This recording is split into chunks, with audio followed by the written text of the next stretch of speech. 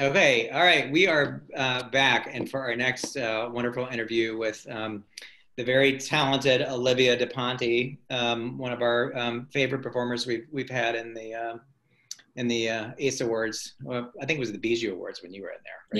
Yeah, it was. Yeah, it became the ACE Awards afterwards. But we're very lucky to have you. She is a guitar singer, guitar player, singer-songwriter, very talented person.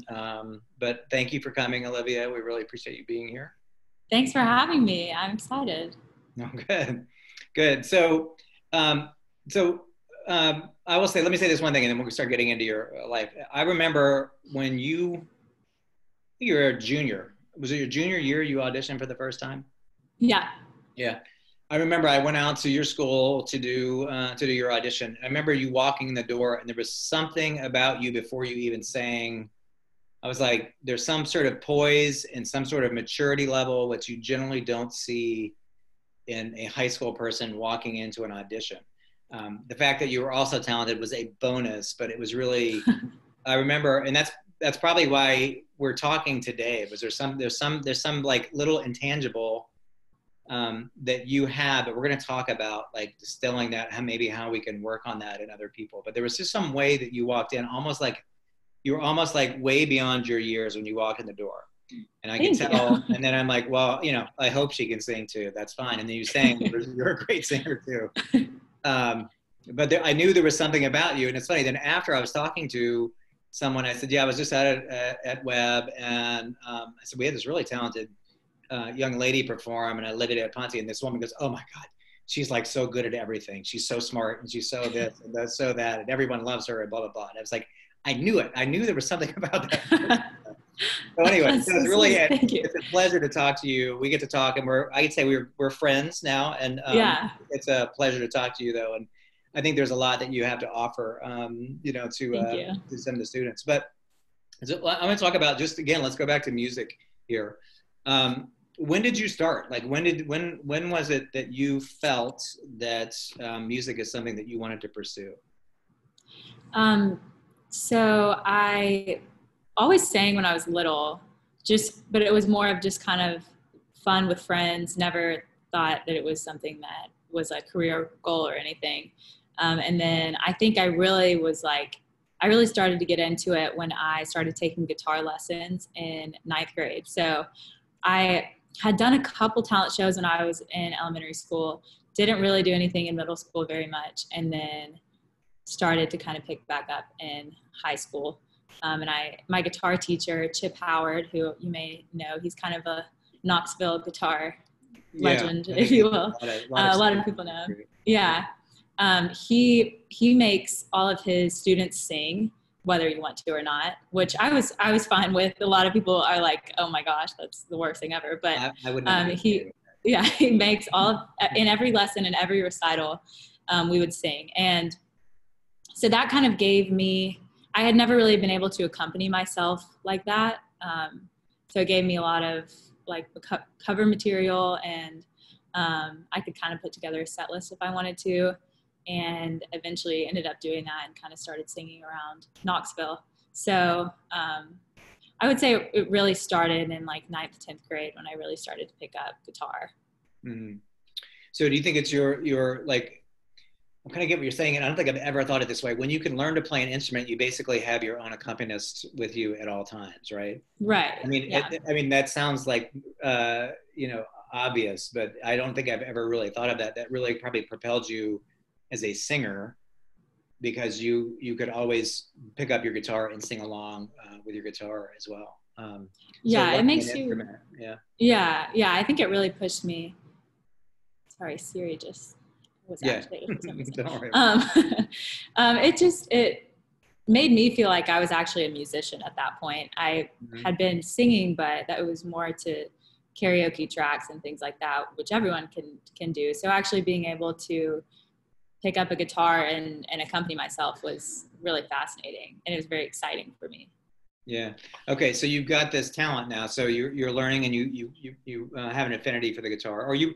Well, I'm gonna say you have an affinity. I'm not saying you have a natural talent, but you were playing the guitar.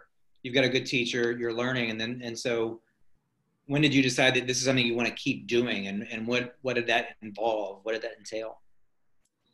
Let's see. I think I really started to, I wanted to put together a set list because I really did want to start being able to play at bars and restaurants and even private parties, which I still do today. And once I started doing that and kind of seeing how people were reacting and asking me to come back and asking me to sing at their, engagement parties and things like that, I realized that I was actually kind of making a difference and having an impact, or people are at least enjoying it. And I think that once you get that feeling, you want to keep it going. You want to keep impacting people.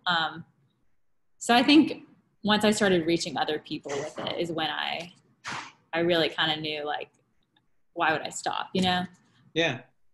And was it Chip Howard who like said, look, you've got a real talent for this, you should put this together and start going out there? Or did you just say, you know what, I've got a few songs, I've learned a few songs? Or did you play them in front of your family and your family said you're really good and you should go out and do this? Or what was it that got you to say, I want to get in front of strangers and do this? I think it was the first time I ever performed with a guitar and sang was my first guitar recital. And I think I sang, I'm trying to think, I think I sang like Leaving on a Jet Plane it was John Denver. Yeah. And a lot of people came up to me after and were like, I really enjoyed that, used to love that song. And just kind of having that initial feedback and then the next recital feedback like that was just reassurance, because having reassurance from your family is great, but you never know when it's honest. So, I wouldn't expect my parents to be like, you're horrible, even if I was. So having that kind of third party opinion was reassuring for me. And it's just a cycle of reassurance, I guess. Were you ever afraid to fail? Like, were you afraid, like, were you nervous and said, I might get up there and people may not like me? Or did you say, you know what, I really want to do this and I'm going to go up there and enjoy myself. And if they like it, they like it. If they don't, they don't. I think I still am afraid to fail. I'm still worried that the audience is going to, boo me off stage or something. But at some point you get over it, I guess. They, like you said, they like it or they don't. And it's not the end of the world if someone doesn't like your music. So as long as someone does, it's worth it. Yeah. Well, I say that I don't, my background's really theater. I don't come from your world, but I think they're close enough to where we can certainly appreciate what they do. But one of the messages we always try to send is, you can be afraid, you can have fear, but you can't be afraid to fail. You got to get out there, and you have to be bad before you can be good. Oh yeah. You learn so much from the mistakes you make. And I think what people do, like if they pick up a guitar and they start singing, they said, you know what, I don't sound like Olivia does now. Obviously I'm not very talented, so I'm going to hang it up because I'll never be what Olivia is. And they don't realize how all the work that went into being Olivia, And I think that's part of the issue, is that I think a lot of us give up a little too quickly on our artistic dreams because I think we're afraid to be bad. But that's why I'm just curious on, that confidence. How did you get that confidence that first time, like, telling your mom and dad, hey, I've got a gig, and let's just say this, how did you get your first gig? I mean, what was your very first gig? My very first gig was, I'm trying to think. It wasn't a true gig because I think my parents and some of their friends hired a band for a party, Boy Named Banjo, if you've heard of them. One of them went to UT. They're pretty big now. And my parents said, like if you have a set list together, you can play for 30, 45 minutes before them, because everyone was going to be there. It was a dinner thing. And I was 16. Okay. So I did that. And it was at the place it was at actually asked me to come back after that. So that was kind of like a trial run, I guess. I did maybe 15 songs, and 15. people were, mm-hmm. That's a lot of songs, though. Well, yeah, I guess, like one or two or five, maybe no, five, like five. But 15 songs, that's amazing. Okay, go, keep going. I think it was like, yeah, I think it was like 45 minutes or so, which I usually do like 15 songs an hour if it's like a gig like that.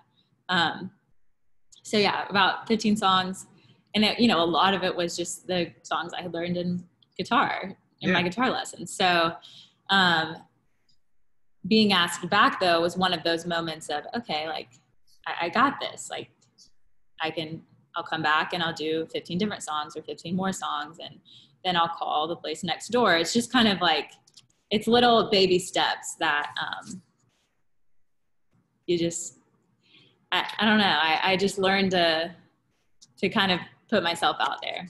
Yeah, and it also sounds like, and I think this is another thing we talk about with students, is being prepared to be successful, not like preparing for success, but like sometimes the opportunity presents itself, and if you're not prepared, and you were, I mean, I'm sure there was a little bit of rehearsal before you just jumped out there and did it, but you had been working on these songs, you're ready, someone asked you to play, and you could play, you could do it. Mm-hmm. Not like, you know what, I don't have time to learn 15 songs in a week or 2 weeks, but you had this prepared. And I think you were prepared for success when it presented itself, if that makes sense. So it sounds like that's what it did. Okay, so you're out there and you're starting to play and you're starting to get gigs. And then, so what else? Where did you go from there? I mean, is the objective to just keep working up bigger stages, bigger audiences, and whatever, or is the objective to focus on the work and to keep just sharing it? Because we're going to talk about you being a student at some point here in a second. Mm-hmm. Like, how much time do you have to dedicate? And was there ever a moment where you're like, you know what, I want to become a professional at this, like right now, you know, that type of stuff? What was going through your mind as you were getting gigs? As I was getting gigs, I definitely just wanted to keep it coming, keep adding things to my calendar. And sometimes they would come all at once. Sometimes I would go several months without having anything. And that's just kind of how it is. But new places, especially bigger crowds, bigger stages. I see it as three types of gigs that I was getting. I was getting private parties. Siri, she keeps, I wish I turned that off. So I was getting private parties where it's a set audience of whether it's, you know, an engagement party or something like that. Playing at a bar where the crowd is talking, drinking, eating, whatever, and you're just kind of playing along. And then actual shows where I would be opening up for someone, like at a local venue, like the Open Court or something like that, where people were actually buying tickets. And that, I think, even still is the gig that I try to reach for, because I get to share, people are, you know, really listening, and I really, really focus on my set list there, and I can share my own songs and talk about them. So I think that's kind of the gig that I started wanting to lean towards. And I wasn't turning down anything, but that's the type of performance that I want to keep doing for sure, you know, being able to like really impact people, having people listen to me and like share my music, share why I wrote songs and things like that. So that's definitely, that shift occurred. I mean, at the beginning when I was 16, 17, I would absolutely take anything I got, and I still do for the most part. I don't know that there was ever a time that I still don't really know what I want to do professionally. So I can't answer that. I think question. I was getting at, like, all right, if someone said, like, when you're 16 or 17 and you're getting gigs, and then someone said, you know what, I want you to have your own concert at Thompson Bowling Arena, you know, and would you have said, sure, I'm doing it? Or would you said, you know, no, you know, that's not really, like, that's not my goal right now? Or would you have said, you know what, if that's what it is, and then maybe I would consider doing that? I'm kind of curious about, you know, again, we'll get into it in a second, that you're one of those people, Olivia, could be really good at anything.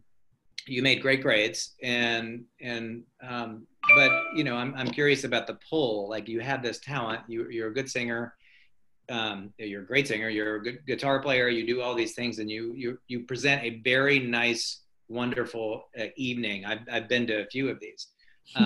And at what point do you think, like, all right, is my goal ever to go headline a show and have my own show at the Bijou or the Tennessee Theater or Thompson Bowling or something like that at this point?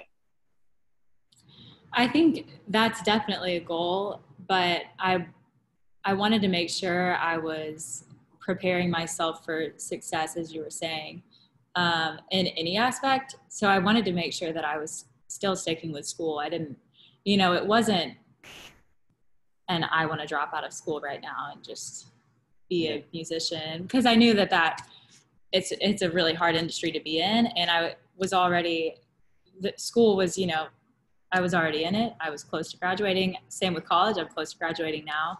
I'm not in any position where I could just drop out of school and be a successful musician. So, just playing the cards right, I think, in education, I think my education has helped my music a bunch. So it's something that's just as important to me. Yeah. Yeah. Okay. So let's talk. Okay. Let's start to delve into that a little bit. So it's time. You're going into your senior year of high school, and it's time to start thinking about colleges. So what was the decision?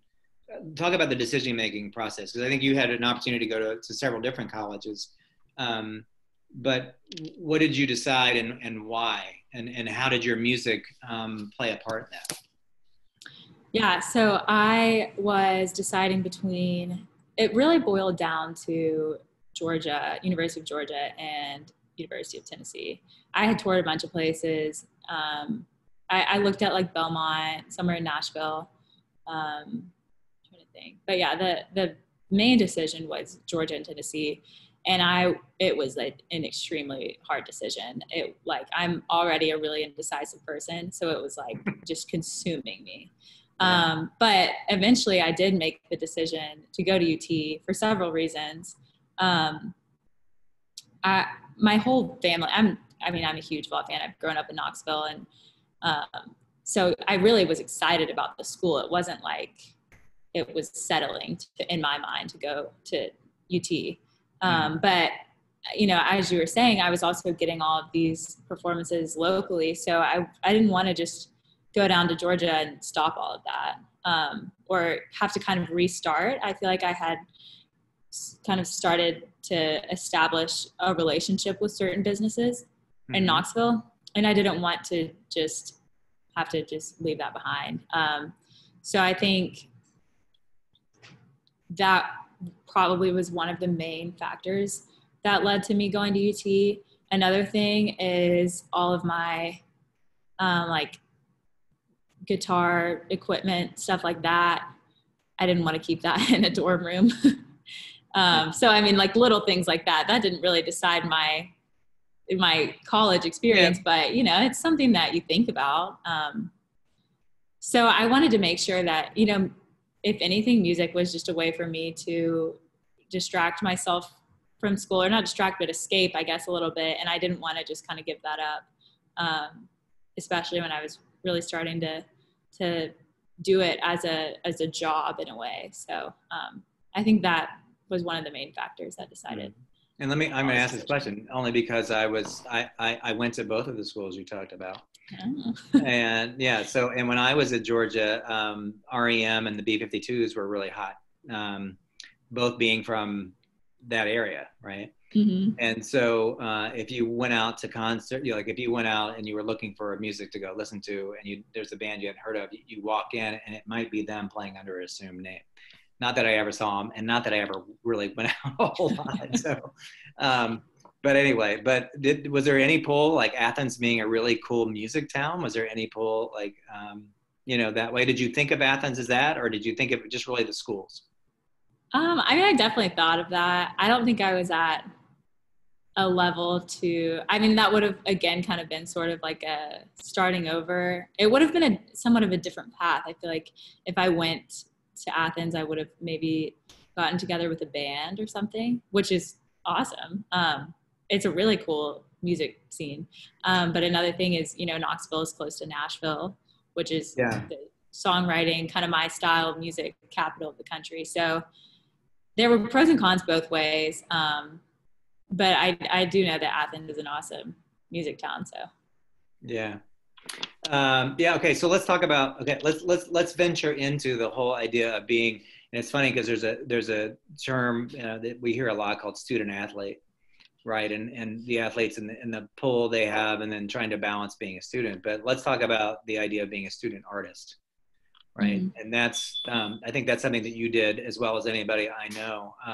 And I like to, there was a while where I was teasing you about your grades because you said you wanted to make straight A's, and I check in every now and then, and you were doing that. And I think you still do that sometimes. I still do. I enjoy doing that because I think when you told me about your major, like when you said I'm majoring, I was like, I don't even know what that is. Like, what was the first major you were in? The first major was biomedical engineering. Yeah, and I was like, what does that even mean? Like, I don't even know what that means. I switched my major a lot, but yeah, and I did the same thing. That's fine too. But mine weren't like one complicated major to another. Mine were like, all right, which one can be easier, and how can I get out of school, type of thing. But let's talk about that a little bit. So you're trying to become a singer and a guitar player and get gigs and all of this, but at the same time, you're a student. And how did you feel? I know, granted, these things come easier to some people than others, right? But I think there's that delicate balance, I think, of committing to something you love to do versus something that you need to do. And talk a little bit about that. Like, how did you balance that? That, and it's really something that I'm still working on, but with school, you have kind of built-in incentives. And I think I've always put a lot of importance into my education, but, you have built-in incentives with school. If you don't study for a test, you get a bad grade. You get a bad grade in the class, it affects your GPA, it affects your future in a way. So, that's kind of, I always prioritized it. And with music, there's not, if I don't write a song in a week, nothing's going to happen realistically. Like, so I had to learn how to treat them on the same level, or treat them as two priorities and then actually execute that. Like, I would always say, it's easy to say, oh yeah, like music is really important to me, but if you don't act on it, you're really not going to get anywhere. So I had to start actually carving out time specifically for music, as if it were football practice or piano lessons or something like that. I would need to say, okay, from this time period to this time period, I'm going to focus on music, and I'm not going to focus on that project that I have due or study for that test. I'll, allot another time period for that. So it's really about treating it almost, to me, as like another assignment that I had. So it really took prioritizing them on the same level and in the same way to start to actually make progress in both at the same time. And really, you have to establish what your goal is in music. Your goal in school for the most part, or you establish your own. But in music, you have to figure out what your goal is, what are the steps you can take to achieve that, and what does progress look like? So whether that's over a longer period of time, or for me, it's easier to do kind of shorter, smaller goals. Yeah. So let me say this, like, even in high school, when you came home, was it, all right, homework first, study first, music second? Or was it, I can do music from this time because I know I'm going to have time later to do work on or study for the test or do my homework or what have you? I think in high school, I would do schoolwork first. And I kind of learned the hard way that didn't work out, because I would do this class's homework, study for this test, whatever. And then I would have music at the bottom of my to-do list, and I would just be too exhausted to even like really put full effort into it or even do it at all.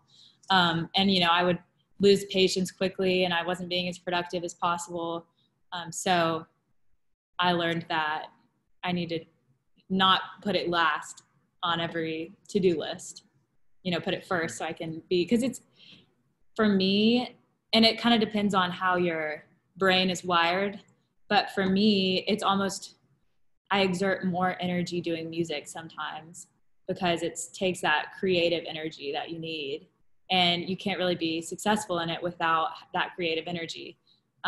Sometimes school is just mindless, busy work. So just finding that balance where, whether you're a morning person, maybe you do your hobby in the morning, maybe you save it to the end of the day when, it's all about finding the balance. Yeah, because I'm always curious, and it's something, I have a daughter, Anna, and we talk about that as well, is like getting the work done, getting the stuff that you have to do done first. So then you go do the stuff you want to do, but that doesn't necessarily work for everybody, I know. Mm-hmm. And then of course you have the weekends, but also then how do you also balance being, let's just say being a young person, enjoying your life? Did you ever, at any point, did you ever feel like you were overwhelmed with grades and with music and with just trying to be, a 16-year-old, young lady into a college woman? And then, how do you have, I'm not worried about you, Olivia, but do you have time to have fun, if you're doing all of these things? Yeah. I mean, yeah, I definitely think I put a lot on my plate. And I kind of like to be busy, even like during quarantine and everything. I've really tried to keep myself very busy. But yeah, I mean, it's hard finding time to be social. It's almost like you're sacrificing one for the other, whether it's, if you are going to hang out with your friends, you might be doing a little bit worse on that test, or you might not be, as good at guitar, whatever. But again, it's just finding the balance. And I think one of my professors at UT said the goal shouldn't be to, study for a test for 48 hours straight. You shouldn't have to pull an all-nighter to do well on a test. You should be able to study for 4 or 5 hours as long as you're studying efficiently and be prepared. So I feel like I've kind of applied that to music as well. So if I'm trying to sit down and write a song and I can tell I'm just nothing's working, I'm not really being productive, then I'll take a break and do something else and go back to it so I can work as effectively as possible. Okay, let me ask this. Can you, because I think this is kind of important, if you can verbalize this, what does that mean? Like, what does it mean to study and to work as efficiently as possible? Do you have a formula for that? Do you have, something you can share with us, or is that just how you're wired, so to speak? You mean in school?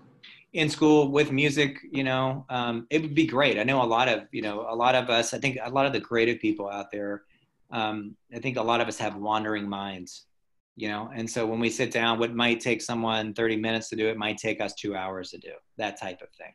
Mm-hmm. So do you have a a little info packet that you can share with us that's like, here's how you are efficient with your time when you're studying and when you're an artist? I wish I had like a preparation routine I did or something, like right. A magic recipe. I wish you did too, because I would be asking for it. So. I think, it depends on the task. It depends on the class. For me, so I'm a business major. If I've taken some electives like history of rock and things like that. I'm not gonna spend hours and hours on a class that's not gonna be really impactful on my major or my career. Although I do love that class, no hate to history of rock. That was one of my favorites. But, it's just kind of prioritizing what your goal is in each class. If your goal is to pass the class, do what it takes to pass the class. Don't spend any more time than you need to on that. And I think the easiest way to be effective is minor goals. That's really, really helped me. So, there you go. That it's easy to say, I really want to write songs, that if that's just the broad goal. But what does that look like on a day-to-day basis?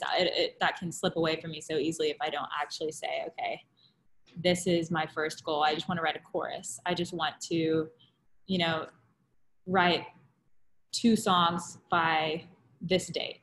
And I think, and the same thing is with school, like I'm a to-do list person. So it's like, to do well on this test, I need to make sure I'm doing these assignments and kind of seeing what works. So if it worked on the first test, especially in college, it's probably going to work on the second test, the third. It does, you know, it's very structured.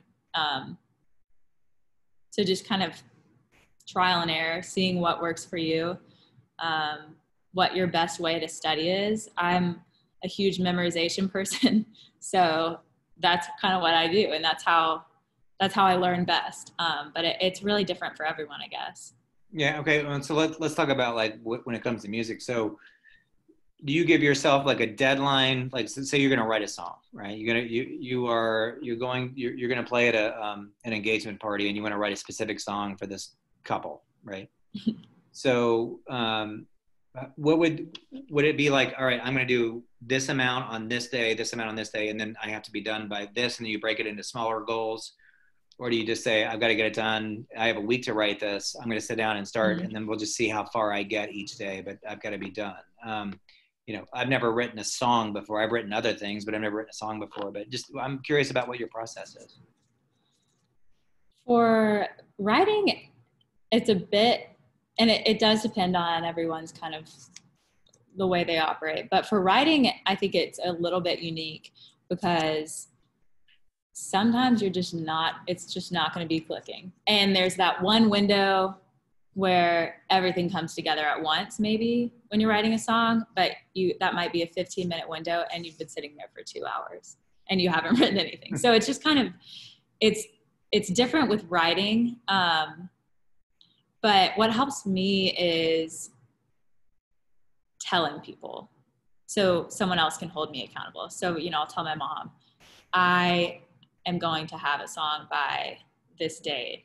And just, even if she's not going to like stay on to me very much about it or really care, if I've told someone, I'm way more likely to really get it done. Like my first song really that I wrote, which is now on my EP, was because I had a show in a couple of days, and one of my music mentors said, you need to play a song that you've written at that show. And I was like, I don't really, you know, have a song. And he was like, well, you need to. So I went home and I wrote a song, and that's it. And then it's like the title of my EP. So sometimes it takes other people holding you accountable, and that has really helped me, just like telling someone, I'm going to have this done by this time, and you're responsible for making sure that happens.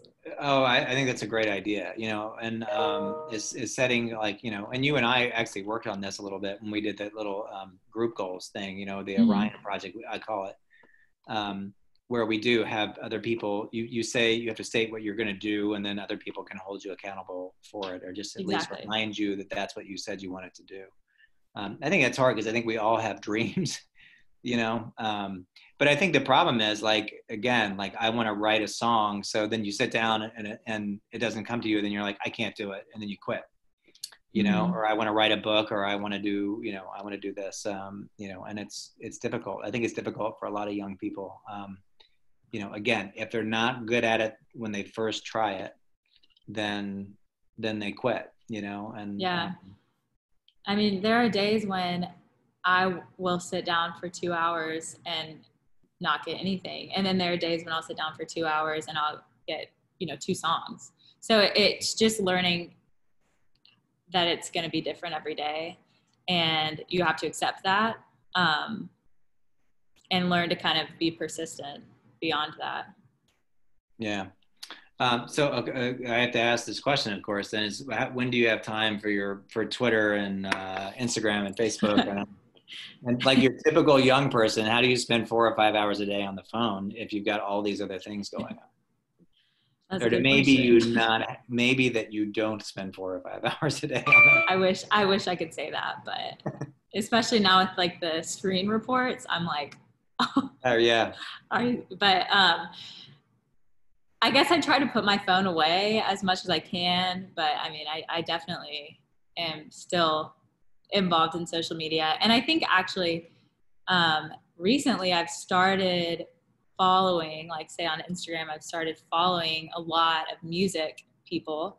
And during all of this social distancing, I feel like it's helped me be a little bit more productive because a lot of my favorite artists are doing info sessions and live concerts and they're doing interviews. So I feel like time like that on social media isn't time wasted because it's inspiring me. It's getting my creative juices like flowing research, a little right? bit. Yeah, exactly. Yeah.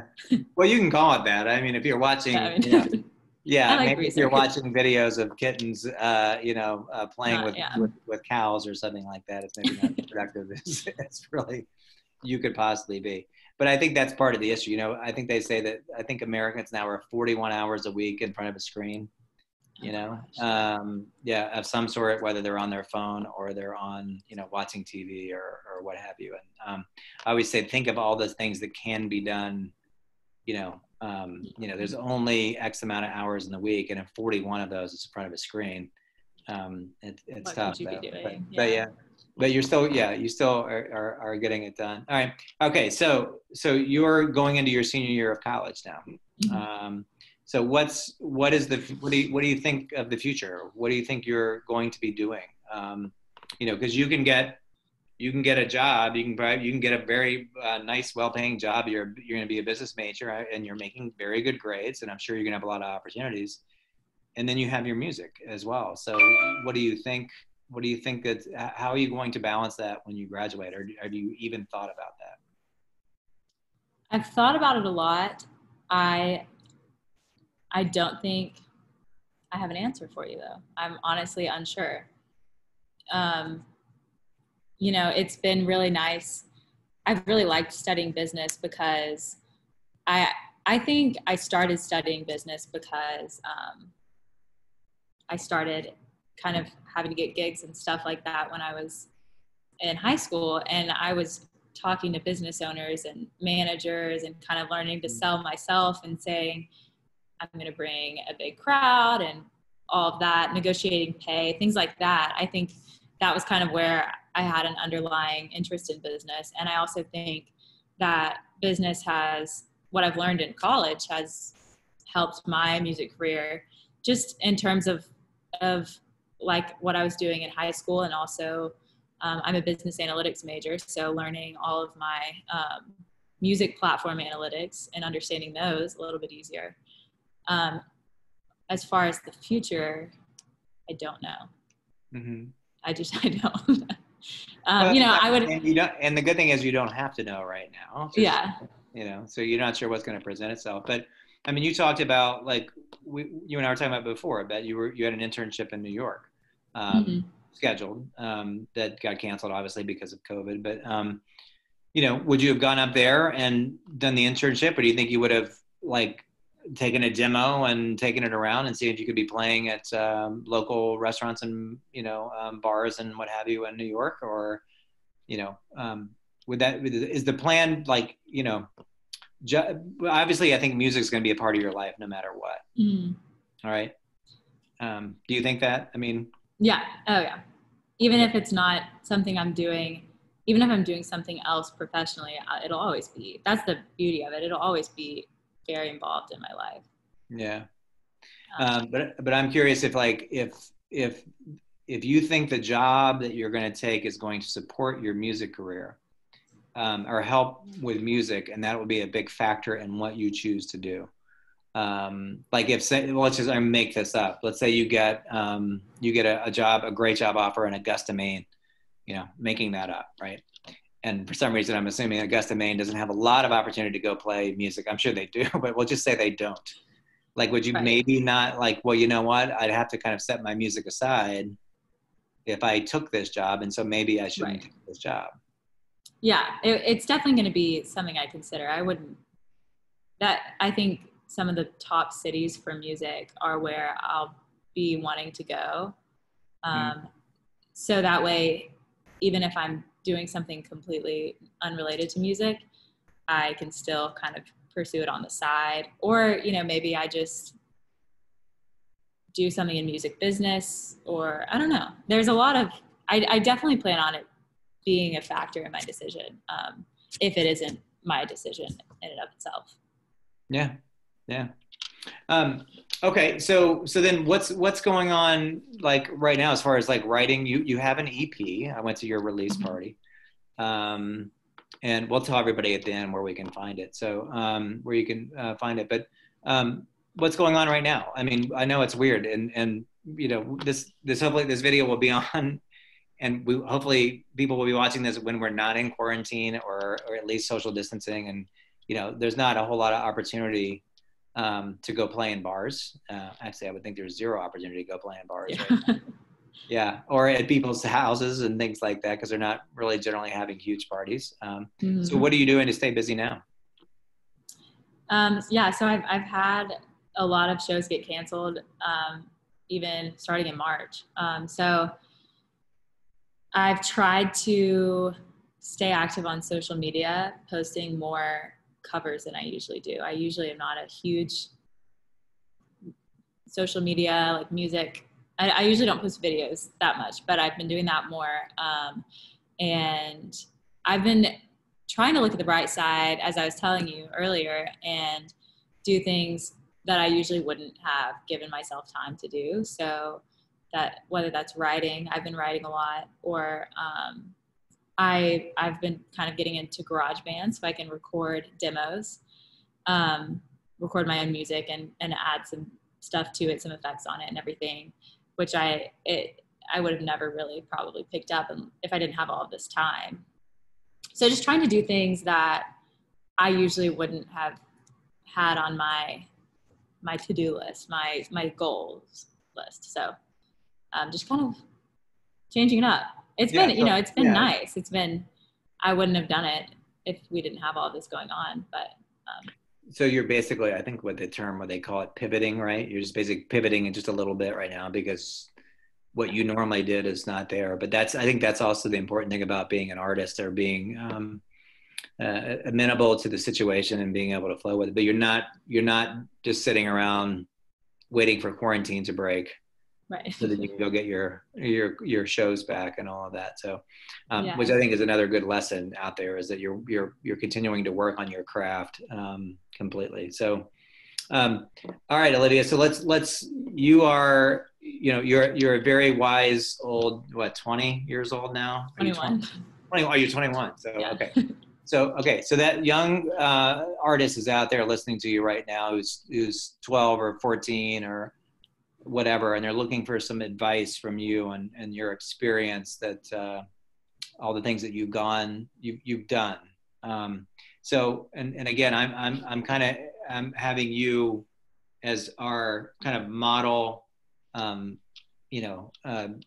student artist, right? So what advice can you give to other, future student artists, or other people who are maybe artists first and not really that worried about being a student? What are some advice? What are some words of wisdom from you? Not to put you on the spot, but now I've set you up as being really smart, so this is going to have to come out really wise. So no pressure. Okay. Let me take a moment. I would say my biggest piece of advice is learn to be persistent in times of failure, almost anticipate failure. And that could be it in various forms. I've seen it in various forms from personal experience. It's not like every place I was calling to get a gig was even calling me back or answering or said, no, thank you. Yeah, like I learned that just right off the bat. You're going to have so many people reject you. And just going into your artistry, knowing that is super beneficial, because you won't be shaken up by it every time. So definitely learning to be persistent, not only through failure, but also when on a, like through failure from other people, but also failure on a personal level, like having those off days, you just have to accept that and start again tomorrow. You know, don't try, you're not going to be really, really good at anything. Well, you could be, but you're not going to be really, really good at most things right off the bat. So setting those little goals and reaching those is what's going to help you accept that you're starting out, and that, you know, you shouldn't just give up immediately. Yeah. So I would just say learning to be persistent and knowing that your passion for it should be greater than anything that would steer you away from it. Yeah. So, and it's definitely something you have, right? Is a passion for the music. And that's what I think if you don't have a passion for it, then why do it? You know, because you're eventually going to fade away if you don't have that, just that drive to keep doing it because you love it. You know, so, all right, Olivia, I will let you off the hook. This is wonderful chatting with you. And it's always a pleasure, of course, to talk to you. And well, I'm trying to think of like any great Olivia stories other than just getting out to see you. I told you the first one when I first saw you, but just how much I enjoy going to see you perform. And then, what's really cool is how you have built like a following, and your family. You have wonderful parents who when you play, you know, they bring the entourage and as well, their own entourage, and you have your own friends. And but I think that's also a testament to how gracious you are, how nice you are, and how just you know, you seem to be friendly and you seem to be willing to help out at any time. And I think there's that friendliness. You have a lot of reasons to be aloof, and you are not in any way that way. So, and that's so wonderful. It's you're so approachable, and I think that's something else that the kids need to understand, is to be kind to everyone, and to be you know, to help out, and just you know, just the I don't know. It's hard to like say be like Olivia, but that has served you very well. And it's been a pleasure. I mean, I'm still in my position right now, reaching out to so many people on that next level that I want to be at. So I think it's the least I can do is help others, help, you know, anyone who's watching this, if you want to just like, can put my email or something, and I'll talk to anyone about it. So let's tell them you have a website. Do you have a website? Yeah. Yes. So let's tell them what the website is, and we'll type it out. It's oliviadaponte.com. Okay, we can do that. That's and then you're on, simple, and then you know, I mean, also just like Instagram. I don't really use Twitter, Facebook. I have a music page on Facebook, and then just a personal page. Website. Yeah, that's great. And then your EP is available on those as well, right? Yeah, EP is available on Spotify, iTunes, SoundCloud, things like that, all the music platforms. Yeah, check it out. We'll make sure they check you out. But again, I just want to thank you, of course, for just being who you are, being the person you are, let alone like your brains and your musical talent. I think it's wonderful, but just being kind, and it's just wonderful to have you as a friend and a friend to the ACE Awards too. So Olivia is also a judge quite often for us, and she's been great about that as well. So always willing to help. So Olivia, thank you so much. Thank you for having me. Oh yeah, it's good to talk to you. You too, and we'll probably bug you some more in the near future. Okay. All right. Thanks, Olivia. Thank you. We'll see you soon. See ya. All right. Bye.